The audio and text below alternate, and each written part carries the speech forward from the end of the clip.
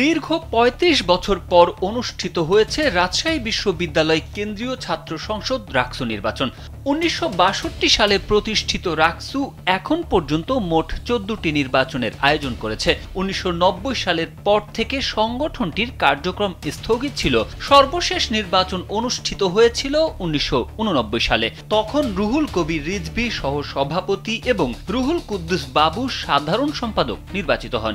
এবারের নির্বাচনে ছাত্রদল সমর্থিত ঐক্যবদ্ধ নতুন প্রজন্ম প্যানেল থেকে ক্রীড়া সম্পাদক পদের নির্বাচনে অংশ নিয়ে সর্বোচ্চ ভোট পেয়ে বিজয়ী হয়েছেন।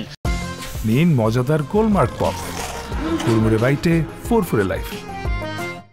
জাতীয় ফুটবল দলের খেলোয়াড় মোসাম্মদ নার্গিস আক্তার শুক্রবার সকাল 8:30টায় কাজী নজরুল ইসলাম অডিটোরিয়ামে রাকসু নির্বাচনের আনুষ্ঠানিক ফলাফল ঘোষণা করেন প্রধান নির্বাচন কমিশনার অধ্যাপক ডক্টর এফ নজরুল ইসলাম।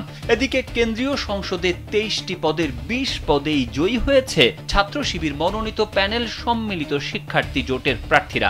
অন্য 3টি পদের একটিতে জিএস হিসেবে বিজয়ী হয়েছেন আধিপত্যবাদ বিরোধী ঐক্যর সালাউদ্দিন আম্বার এবং স্বতন্ত্র প্রার্থী হিসেবে বিজ্ঞান ও প্রযুক্তি বিষয়ক সম্পাদক তোফায়েল আহমেদ তোফা নির্বাচিত হয়েছেন।